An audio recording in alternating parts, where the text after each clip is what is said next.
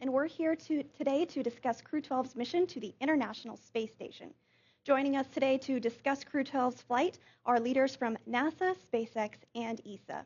Joining us today virtually is Ken Bowersox, the Associate Administrator for NASA's Space Operations Mission Directorate. Here in the room, we have Steve Stitch, Manager of NASA's Commercial Crew Program at NASA's Kennedy Space Center, as well as Dina Cantella, Deputy Manager for the International Space Station Program. We have Andy Mogensen also joining us virtually. He is the Human Exploration Group Lead for ESA. And we also have Lee Eckert, Senior Mission Manager for Human Spaceflight Mission Management at SpaceX. We'll start with some brief opening remarks from our briefers before jumping into questions and answers here in the room, as well as on our phone bridge and using social media. So without further ado, I am going to toss it over to Ken for his opening remarks. Hey, good morning. It's great to be here with all of you today and with these great representatives from our NASA programs, SpaceX, and the European Space Agency. We really appreciate your interest in Crew-12 and the work that we do to advance human exploration, both in low Earth orbit and soon to be around the moon. For 25 years, we've been operating in low Earth orbit with humans on board the International Space Station. That's made a great contribution to our country's exploration program. We've learned so much during those 25 years, and we have quite a few years ahead of us to gather in data, preparing to someday go beyond the moon and onto Mars. It's exciting for me to look at the Artemis II crew and their complement and to see how much experience on that particular crew was developed aboard the International Space Station with Reed, Christina, and Victor, and then, of course, Jeremy, who has spent a lot of time working on ISS missions as well on the ground side. All these missions are vital to our operations. As we prepared for the upcoming Artemis II mission, we could see that Crew-12 and Artemis II were going to be occurring close to the same time. And so our teams have worked very carefully to see how we can keep moving towards launch for both missions, while at the same time making sure we avoid any major conflicts and keep the team focused so that we'll be ready to launch Crew-12 at the earliest opportunity after Artemis II either launches or moves to a later launch window. It's really impressive to see how much work has to go into a mission as complicated as Artemis II. And we wanted to make sure that with Crew-12, as important as it is for us to get a crew back to the space station, we wanted to make sure that we gave them every opportunity to launch on this exciting mission for our country. During this season of remembrance, January or February, if you look back in history, that's when we've lost spaceflight crews in the past. We always think about how we can operate our missions safely. And I just want to reassure you that that's always in the front of our minds as we're working these missions and trying to maximize the capabilities of our crews and maximize our opportunities to launch into space. Trying to deconflict two missions at the same time that we're bringing crews home, as we did on Crew-11, is not easy. Our teams make it look easy sometimes, but I can tell you they work very hard every day, and it's so impressive for me to watch how our commercial partners like SpaceX, our international partners like ESA, Japan, Canada, how we work together to make these missions possible. After this briefing today, you'll get to hear from the crew members themselves. I know they'll be able to tell you a lot of exciting things about their mission, and I'm really excited to see us get back to a full crew complement on the International Space Station and continue the great work that we have going on in low Earth orbit. And with that, I'd like to pass the podium over to Steve Stitch, our Commercial Crew Program Manager. Yeah, thanks, Ken, and appreciate all your interest in human spaceflight. It's really great to be here today as we get closer to our Crew-12 mission. You know, it's a pretty exciting time in human spaceflight. For the first time in over 60 years, we have 2 crews in quarantine. So our Crew-12 astronauts went into quarantine on Wednesday, and of course the Artemis crew went into quarantine last week. So I got to see the Crew-12 crew on Tuesday before they went into quarantine. They're in really good spirits. They're ready to go. Jessica and the whole crew are really excited about their mission. In CCP, it's not. It's very obvious to us. These are important weeks of remembrance, with the 40th anniversary of Challenger and then the Columbia anniversary coming up this weekend. We always take time to reflect on those losses of life and what we can do to improve and continue to make the vehicles better. Since the Crew-11 return on January 15th, we focused totally on Crew-12. I do want to thank the NASA and SpaceX teams. Remarkable job returning Crew-11. We decided about a week before the return date to bring them home, and a remarkable feat to make that happen. For Crew-12, we're ready to launch as early as February 11th. We're keeping all the hardware and our certification processes on track for that. For February 11th launch, it would be a launch at 6 Eastern on the 11th, and then docking would be the next day at about 2 p.m. Eastern in the afternoon. As Ken said, we work hand in hand with the Artemis team, in contact with Lori every single day as they work through their wet dress operations and proceed toward launch. We have a good plan laid out for how to deconflict those operations all the way through launch, and so I'm really confident that we'll have a good plan to execute those flights safely. Let's see. We continue to improve the vehicles and continue to make changes. Lee will talk more about this. We'll have a new launch and entry suit, an R2 suit, on this flight that the crew is trained in and worked in. And we'll also have some Dragon structural upgrades that Lee will talk more about relative to around the parachute door. We beefed up some of that structure. Of course, Crew-12 will fly on Dragon Freedom. This will be the 5th flight. Last flight was Crew-9. And then the hardware is in great shape. On Falcon 9, all that hardware is also at the Cape and ready to be assembled for flight. We'll have an upgrade on the Falcon 9 second stage on the flight computer and avionics system for this flight. First time flying on Crew, but SpaceX has been flying that for some time. To support a 211 launch, we'll go through a series of flight readiness reviews next week, a SpaceX review on Monday, and a commercial crew program review on Tuesday, and leading to an agency FR toward the end of the week if we stay on 211. And then we'll have to roll to the pad around the weekend, around Saturday the 7th. That'll give us time to complete the dry dress and static fire operations. We've moved those dry dress and static fire a little bit. We've separated those. If you remember on Crew-9 at pad 40, we had the plume from the static fire come back over Dragon, and we've separated those operations. So we're excited to be here, excited for Artemis. I got to work exploration before coming to commercial crew about a decade ago, and so I'm really excited for them, and I'll turn it over to Dina. All right. Thank you, Steve.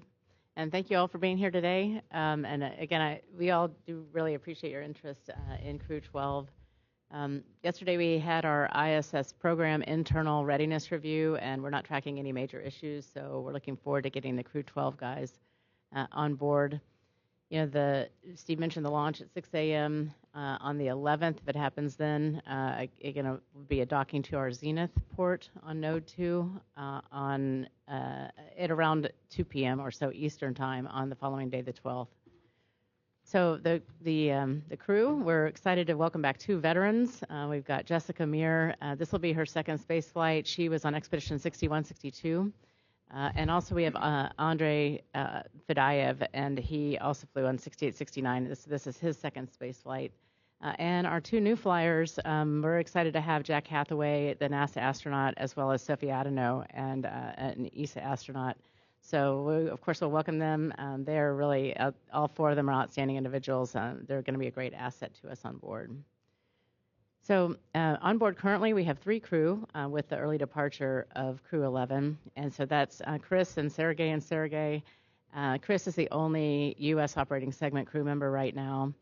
This is not our first time at all that we've had one single U.S. crew member on board, and the last time was 2020, but we've had this several times.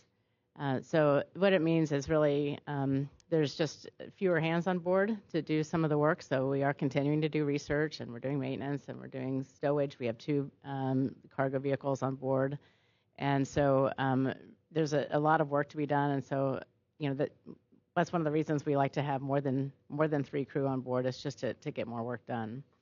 That, and then on the U.S. operating segment, if we were to have a major failure, then we would like to have a second USOS crew member to be able to go out and perform a complex spacewalk. It just has to do with the amount of specialty training that they've had. And so right now, no issues on board ISS, like I said. And we are, when the Crew-12 guys get there, bring us up to our full complement to be able to react to those types of contingencies faster. But we're not tracking anything urgent at the time. So everything is really actually going very well with, I did talk to Chris on Wednesday, and he's in great spirits, and as well as the Crew-12 guys coming up. So everybody is looking forward to joining up on ISS very soon. So sometimes, as you know, we would have 2 Dragon crews that would hand over the intricate details on board ISS. They'd both be there at the same time, so we'd have up to 11 crew on board. In this case, we'll not be having that direct handover, is what we call it. But we have Chris on board, and he knows all those intricacies. So between that and some videos that the crews have recorded in advance, we don't see any issues. We're not tracking any problems whatsoever with not having that direct handover. So we don't see any problem with this indirect handover. From a science perspective, this crew is going to be given a lot of science, the Crew-12 guys, along with Chris. And so I'll just highlight some of our experiments that they'll have while they're on board. One of them is an IV fluid experiment. And so, medically, an IV bag, you've seen them all. They're, of course, a medical grade type of fluid. And so when we go on a Mars mission, an IV fluid bag like that will expire before the entire mission has transpired. And furthermore, if you were to launch a bunch of IV bags in case of some medical contingency, then that takes up mass and volume. So what we're going to do on board during the Crew-12 timeframe is see if we can use potable water from the ISS system and put it through a filtration system that will take out the bacteria and the other contaminants and give us medical grade IV fluid. So we'll bring a bag of IV fluid home, test it out, and see if it meets the mark. So you can imagine that in both for space applications and on the ground that this could be a really an incredibly useful experiment. So another couple of examples, we have a plant experiment looking at microbe interaction with the plants, and that will help us grow plants in future missions, as well as looking at astronauts' body and microgravity, specifically their blood flow. So we have different types of instrumentation and trying to understand geometries and how that could impact crew members' health long-term in microgravity. So lots of good experiments to be had. And then just our near-term flight plan, I wanted to mention that SpaceX 33 is on board right now. And so Chris, is like I said, is doing some research and some stowage associated with that mission. That mission also in the external trunk, it has a boost kit, and SpaceX and our team have done a great job developing that kit, and we've been using it over the past several weeks, and we've used up all of the propellant, all the usable propellant in the trunk, and we've boosted ISS to the highest it's ever been. So last week we boosted ISS to 262 miles, and that's 422 kilometers, so that's the highest we've ever had ISS historically. And so I just want to thank the team and the SpaceX guys for the outstanding delivery and this contribution for ISS. So that mission is going to complete on or about February 26th. So we're looking to undock it at that time. That'll be after the Crew-12 guys get on board, and we can get everything wrapped up associated with the stowage there and the science. And we also have got the HTVX vehicle, X1 vehicle on board. Super happy to have that. It's the maiden voyage of that particular spacecraft. And we are looking right now for an unbirth date around the first week of March. And we have a small navigation sensor demonstration as well associated with that. So we'll unbirth it in March, and then, in sometime in early March, we'll take the robotic arm and maneuver the HTV so that its sensors have a line of sight to the front docking port, allow it to just do a quick test, and then we'll release it the following day. And additionally, so in March, currently planning for March 22nd, we have the next Progress launch. So a couple of days prior to that launch, we'll undock the existing Progress that's on board that same port on the Zenith side. And of course, as you're aware, the Russian launch pad for Soyuz and Progress out at Baikonur, it's under repairs right now. So we'll be watching that schedule, and any questions you have about that, of course, I'll have to direct you to Roscosmos on that. But it's looking pretty good in that time frame for that vehicle to arrive. So we're looking forward to that. Our partnership is very strong, and so when they have a small delay in their cargo vehicle, of course, we've been assisting with some amount of cargo, but it has not been a big tax or any big problem on our side at all whatsoever. And then lastly, I'll just mention the 2 EVAs that we were going to have in January, but were deferred due to the Crew-11 departure. They're not urgent, and we're looking for a home. We'll let you guys know where those will fall, but we're looking at the spring, summer time frame, and we have not yet determined which dates. So I lastly just want to thank all the ISS program people, but also our military and our other government agencies, the commercial crew program, the flight operations guys, the engineering team, and the list goes on, but everyone that has assisted with bringing Crew-11 home and trying to prepare for this Crew-12 mission. We're looking really good. Excited to get the Crew-12 guys here. And that's all I have, so I'm going to hand it over to Andy. Well, thank you, Dina. It's a pleasure to be part of the briefing today, even if it's only remotely from the European Astronaut Center. And I hope you can hear me all right. NASA is and has always been one of the closest partners of the European Space Agency. And a couple months ago, we celebrated together 25 years of continuous human presence on board the International Space Station. It's an impressive milestone and a testimony of the successful collaboration which has been tying our space agencies together. Now we have ESA astronaut Sophie Adano as part of Crew-12, about to embark on her first journey to space.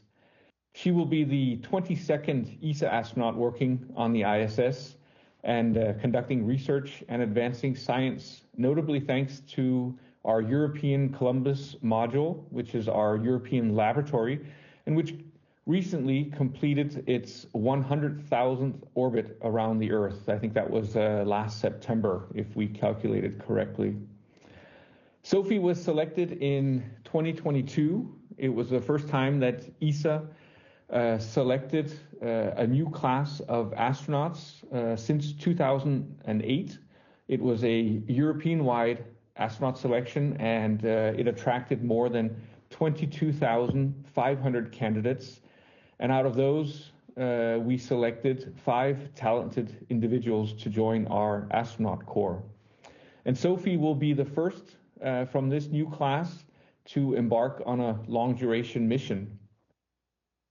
Together with 4 other members of her class and a colleague from the Australian Space Agency, she went through basic training at the European Astronaut Center and was assigned to a mission less than 1 month later. Teams have since then worked tirelessly to ensure the preparation of this mission and support to Sophie on her upcoming adventure. And I'd like to thank all of those teams for preparing Sophie so well. Astronauts' missions, operations, and training are at the heart of any exploration program, and they rely on a multitude of passionate people devoting their time and energy to ensure the success of our missions. Sophie is one of those talented individuals and has been performing incredibly well, and we're all very sure that she will have a tremendously successful mission on the ISS together with her crewmates. You might also have noticed that in addition to the Crew-12 and Expedition 74 patches, Sophie will also be carrying an ESA patch on her mission. This is a tradition among ESA astronauts to name and have an ESA mission patch. And Sophie has chosen a name for her mission, which she thinks reflects the mission. The name is Epsilon, meaning or symbolizing the power of the small yet impactful contributions, and also symbolizing how multiple parts unite to create a whole. And I think this is a very nice message that underlies how an astronaut is a part of a much larger and wider group, or in other words, a small piece of a larger and more complex puzzle.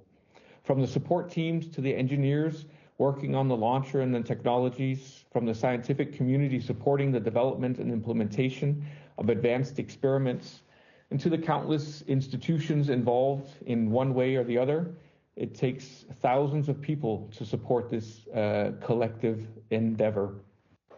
We all know it. Space exploration activities are developing worldwide at a pace unparalleled, with ambitious initiatives put in place by a high number of countries and private actors. In such a context, a coherent and well-coordinated strategy is essential, and Europe is proud to have developed a substantial human spaceflight program as well. With a bold vision of establishing continuous, sustainable, and responsible human and robotic exploration of the solar system by providing unique contributions and returning benefits to society, lies at the core of this overarching strategy. And our high-level destination goals are to maintain a human presence in and utilization of low Earth orbit, to allow Europeans to explore the moon in the 2030s, and to prepare to take Europeans to explore Mars at the end of the 2040s.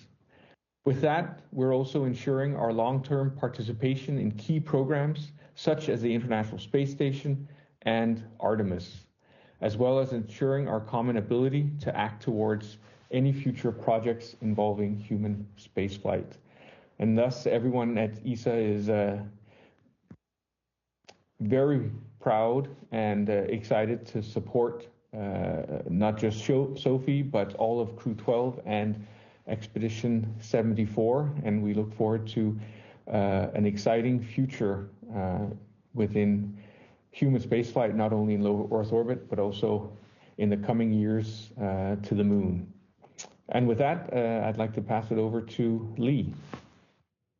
Hi, thank you, Andy. Hello, everyone. Excited to be here and get to talk to you about our preparations for the launch of Dragon and the Crew-12 mission in 2 weeks. It's been a busy month with Crew-11 Dragon departure and safe return a couple weeks ago. Crew-11 safely splashed down off the coast of San Diego, California, which was our fifth Dragon return since moving back to the West Coast last year. And then last week, the Sirius-33 Dragon, currently docked to the ISS, completed our final boost burn, helping maintain ISS orbital altitude over the last 5 months. In parallel, our teams have been working towards Crew-12 launch, which will be our 12th long-duration human spaceflight mission to the ISS, supporting NASA's Commercial Crew program. We're excited to fly Jessica, Jack, Sophie, and Andre, along with Critical Science, to the ISS, and I'm particularly excited about our return frequent flyer Andre for his second Dragon mission, and to be a part of Jack and Sophie's first spaceflight as well. Our teams are currently finishing up closeout of the Dragon spacecraft, with expectation to transport to the hangar at Pad 40 early next week.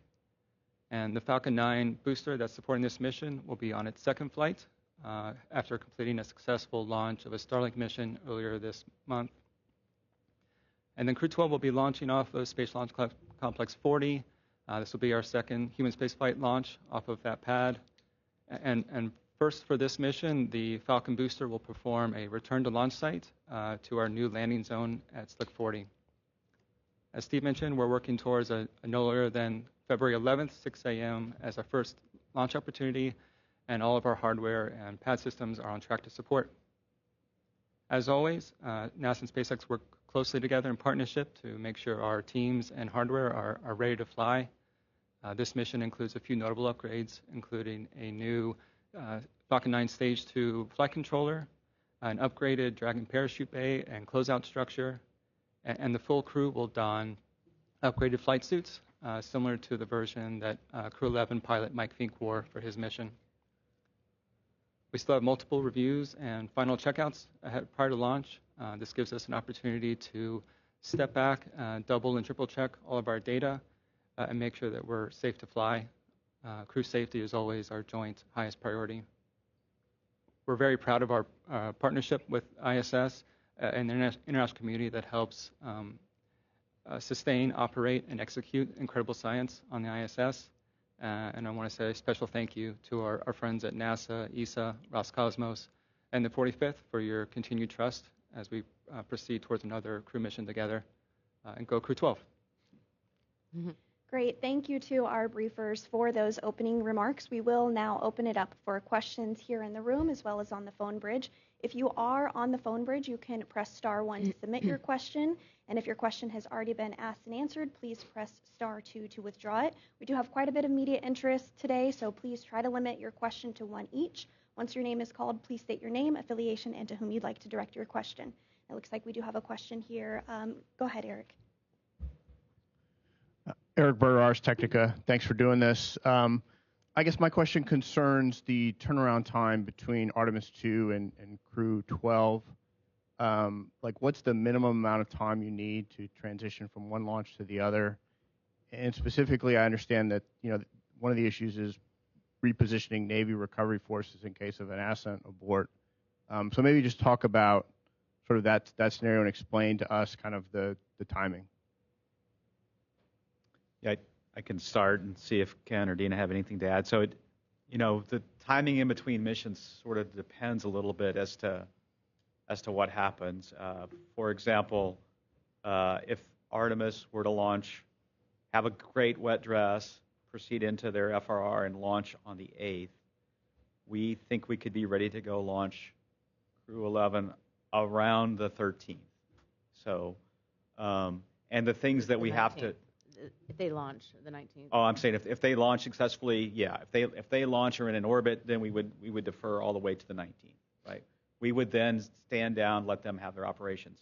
If they get into a countdown and they attempt on the 8th and then have an issue where they stand down, then we could go a few days later as early as the 13th. And so the things that we're looking to deconflict are operations relative to the suit-up room. Right now, we tend to use the dual suit-up room in the ONC where the crew stays, and then we have an option to go use the SpaceX suit-up room if we need to at Pad 39A. SpaceX has been gracious enough to let us use that, which they've used for many of their flights.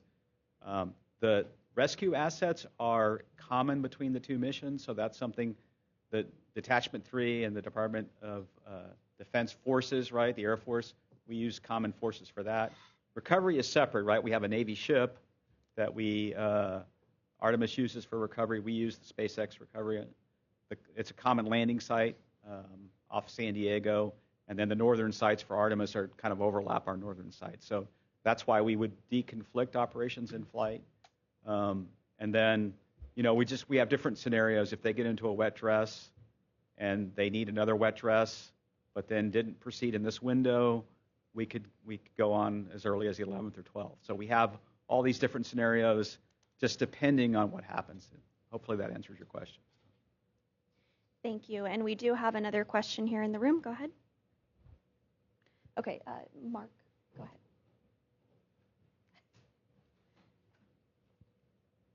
Thank you, Mark Carreau with Aviation Week and Space Technology. And I apologize if you said this during your opening remarks, but how long is the Crew-12 mission planned for, and how flexible would it be in terms of maybe extending it with the crew you're launching?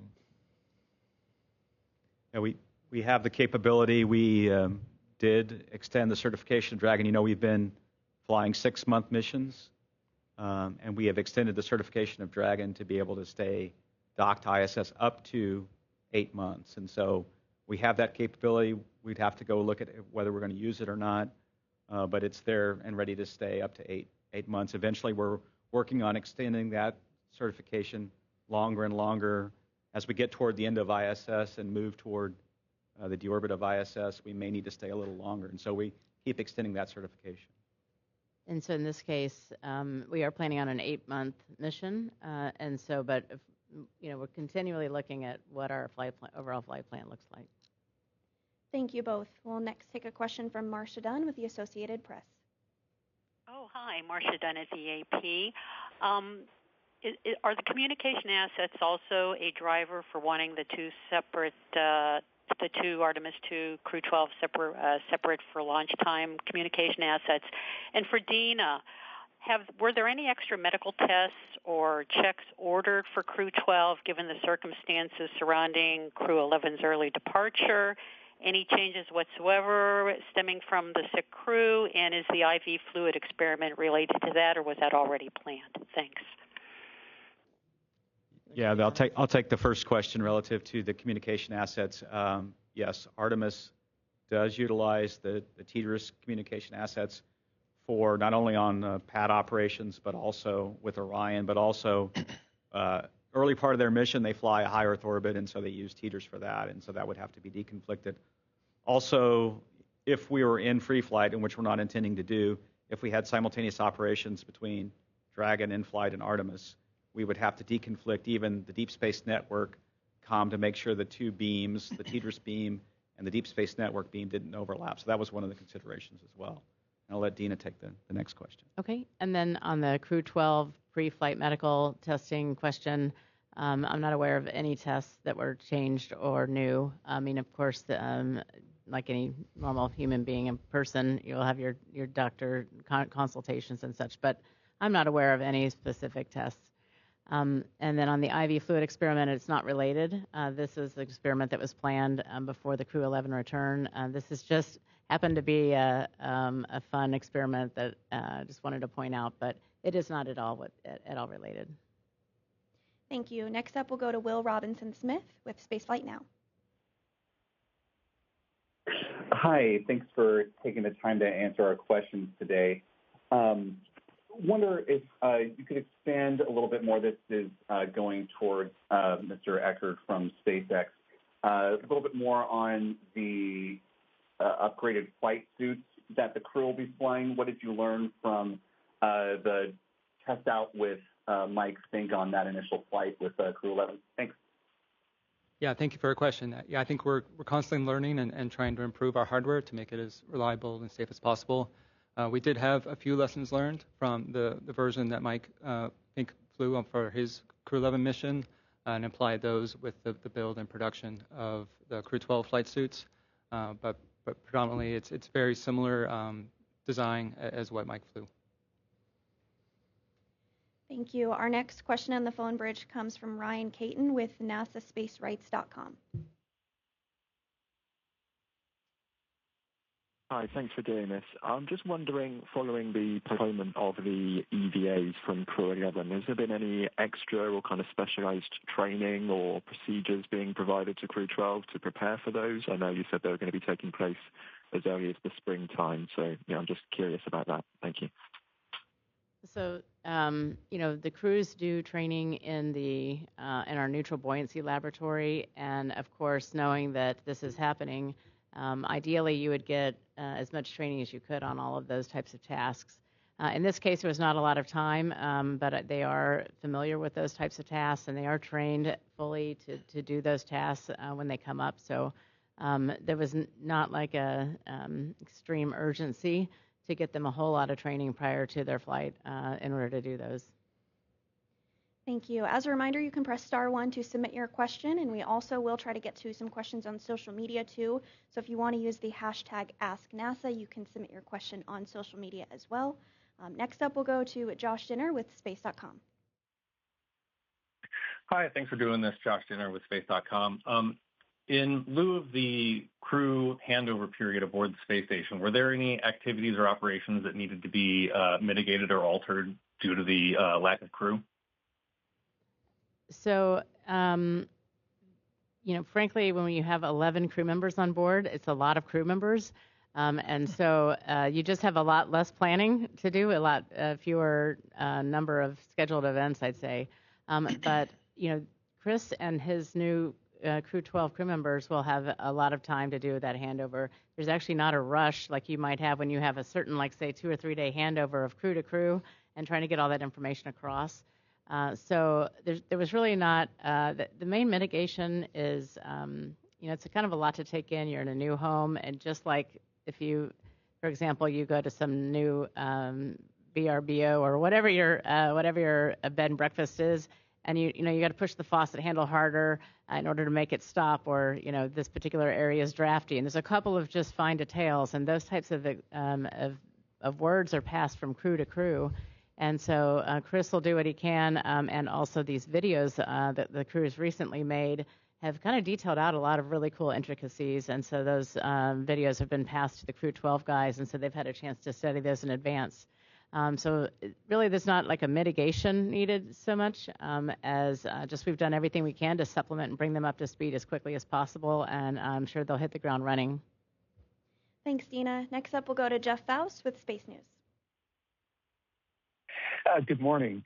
In addition to having a longer increment potentially for Crew-12, I know there were some discussions last year about reducing the USOS crew size from 4 to 3. Now that you have a better understanding of the budget and station logistics, is that still on the table for missions beyond Crew-12?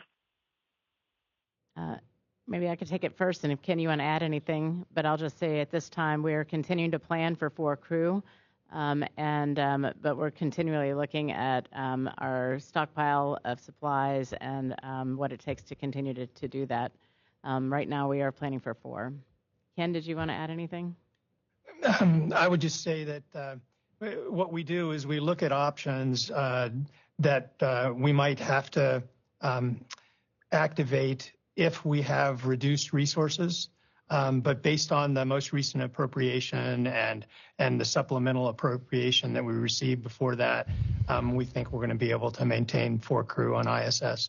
And we're always evaluating mission length and the activities that we do aboard ISS to make sure that we match with the resources we have available. Our next question comes from Marcia Smith with Space Policy Online.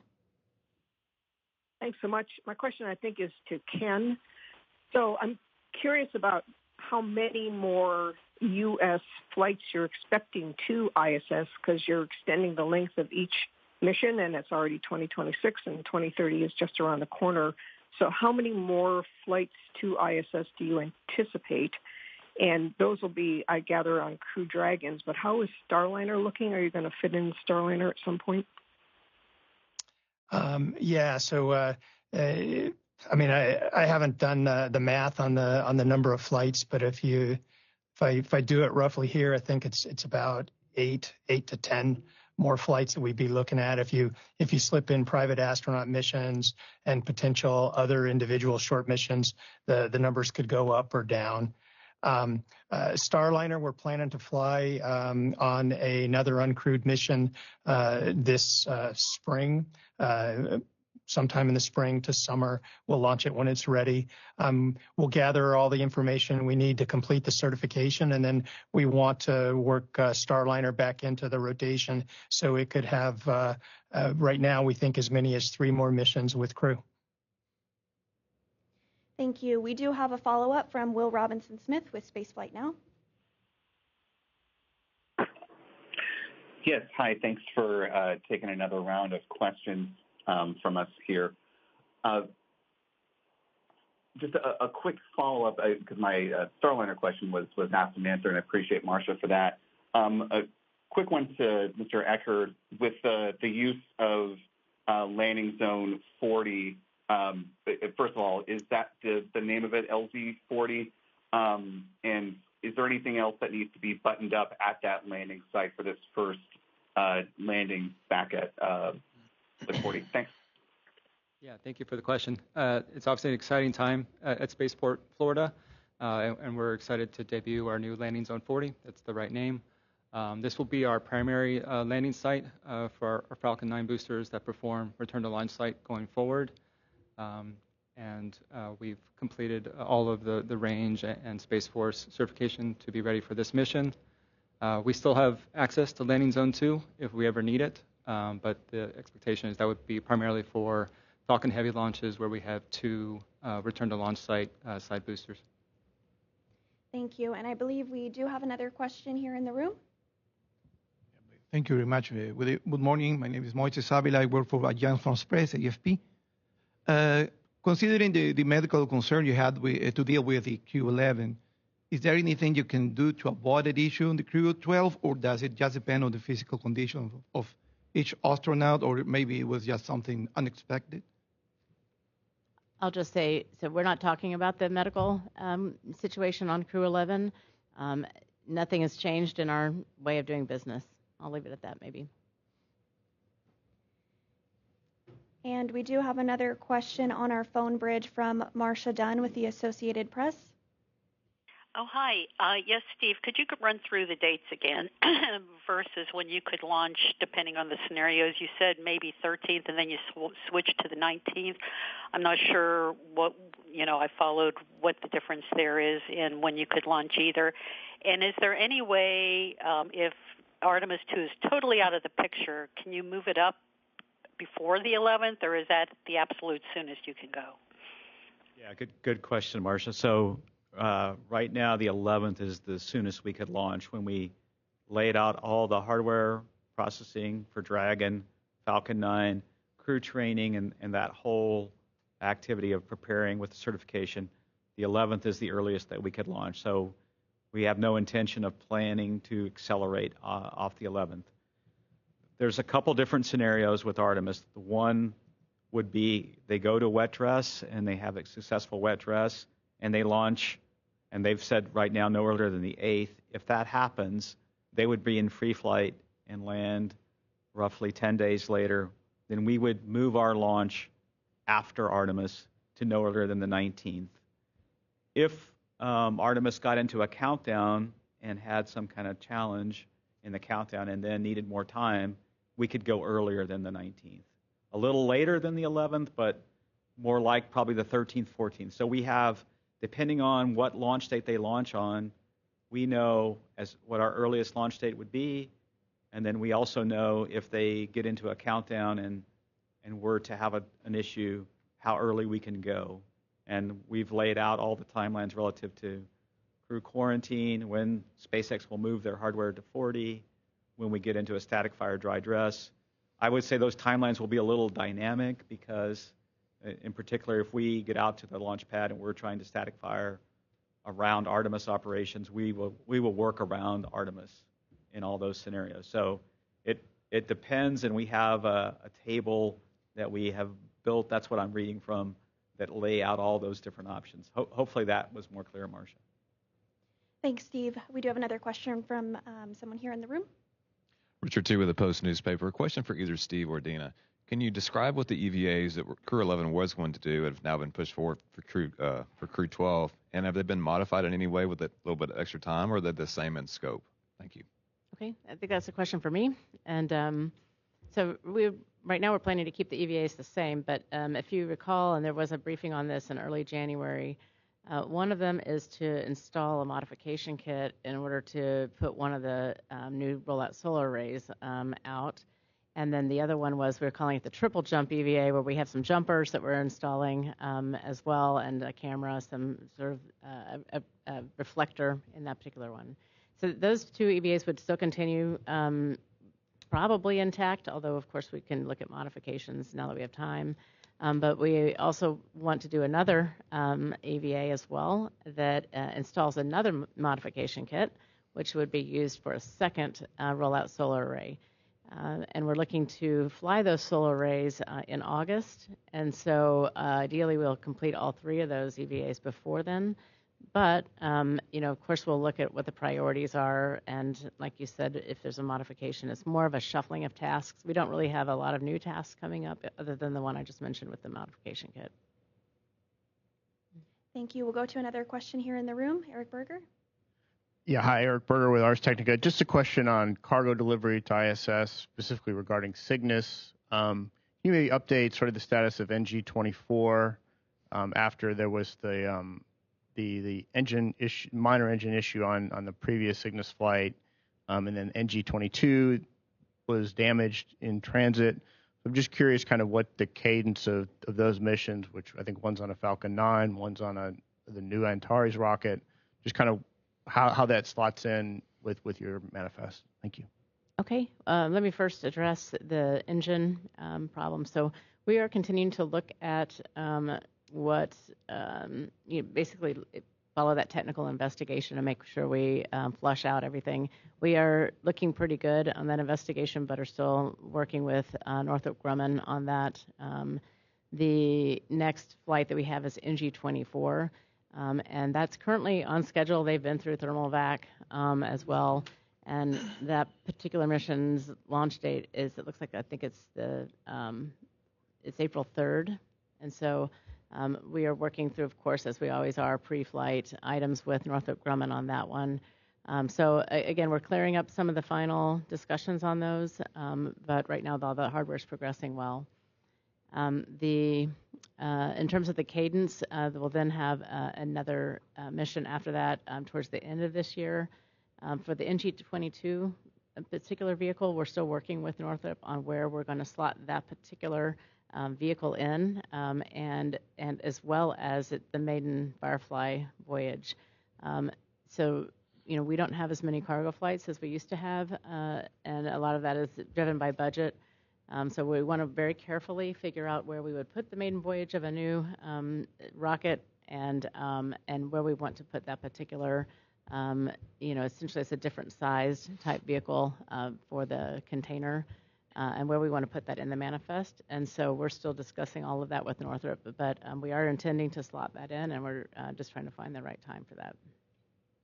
Thank you. We'll go back to the phone bridge for our next question. This question is from Rebecca Helwell. Hey, yeah, thanks so much. I'm just wondering if you can share a little bit more about how mission controllers are planning to sort of focus on both Artemis and Crew-12 at the same time. How are they preparing to sort of monitor both things?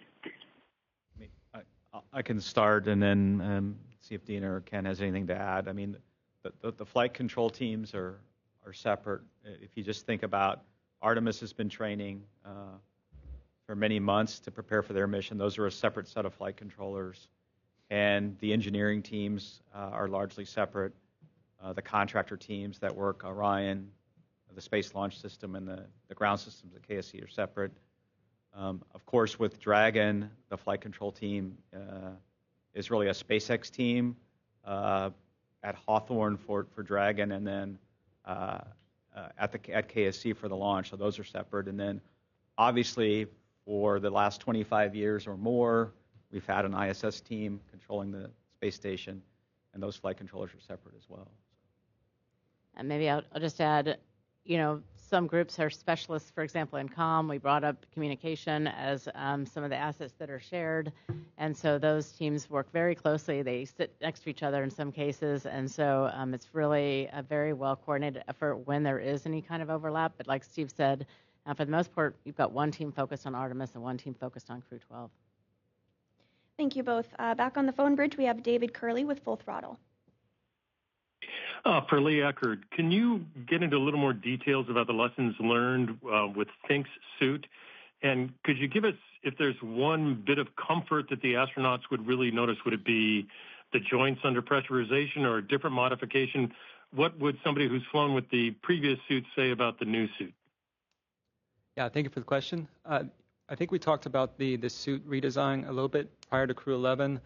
Primarily, the changes were to make it easier to enter and exit the suit or don and doff the suit, as well as add adjustability to support different personal dimensions. And so that lets us build a smaller set of standard flight suit sizes and then adjust for the individual versus building a custom suit every time. The main goal for us is to eventually build a capability to build hundreds and thousands of flight suits to support a future with multi-planet species. I think for like the individual inside the suit, the feel, pressurized and unpressurized, is largely unchanged from the first version. Thank you. We do have a follow-up from Marcia Dunn with the Associated Press. Hi, Steve. I just want to make sure I understand what you're saying. One last clarification. So if Artemis 2 launches first, Crew-12 will not launch until Artemis 2 is safely back on Earth. Is that correct? True, Marcia. That is our plan. Thank you. Next up, we'll go to Will Robinson-Smith with Spaceflight Now. And thanks for taking another one. This one's for Dina and Ken, if you'd like to add to it as well. Maybe with the ISS scheduling in reference to Cygnus and other traveling cargo vehicles, the first flight of Dream Chaser obviously is not docking to station, but with the remaining time of ISS on orbit, given a successful flight of Dream Chaser, would there be room in the manifest for it to have a docking mission with the International Space Station? Thank you. Okay, well, maybe I could start. I'll just say, we are looking forward to a Dream Chaser potential mission in free flight towards the end of this year. Of course, that is not coming to ISS. We'll be watching that very closely, and we do have our contract mechanism open for us to purchase services as we can fit them in, as you mentioned, for later after this particular demonstration with both parties in agreement. And so we would assess at that time whether we could fit it in and by when the vehicles would be ready. And we're very interested in watching, I'd say. Of course, we could probably fit it in if the turnaround time between that last landing and the next launch gives us that time, but we'll have to assess that later once we kind of understand what their turnaround time will be. We'll next go to Ryan Caton with NASASpacerights.com. Thanks for allowing the follow-up. My question's for Lee. Just looking at the schedule, this launch obviously is going from 40. There hasn't been a launch from 39A for a hot minute, and I'm not seeing anything on the immediate schedule. So I'm just wondering if there's any kind of, obviously there's a lot of Starship construction going on. I'm just wondering if you could provide any information on what's happening with 39A. I don't know if there's like an intentional stand down or something going on. Thank you. Yeah, thank you for your question. It's great to have 2 launch pads off the Florida coast. For our manifest going forward, we're planning to launch most of our Falcon 9 launches off of Space Launch Complex 40. That will include all Dragon missions going forward. And that will allow our CAPE team to focus 39A on Falcon Heavy launches and hopefully our first Starship launches later this year. Thank you. And we are going to end with a question from social media. Robert Guzman on Facebook wants to know, will NASA allow the crew on space station to watch the Super Bowl, or will they be required to work? Well, I'll answer that. Absolutely, if they'd like to watch the Super Bowl, we'll give them that chance. We'll have to see how that overlaps and if there's any critical events for ISS, but certainly we could record it and, if necessary, play it back. But I'm sure that if they'd like to see it, that we'll make that happen. Great, thank you, and thank you to our briefers for answering the questions today, as well as all the media that dialed in, as well as participated here in the room. We will have the opportunity for you to hear directly from Crew-12 here in a little bit. They will be speaking at 12 p.m. Central Time and talking about their mission. So thanks again for joining us. That will wrap up today's briefing.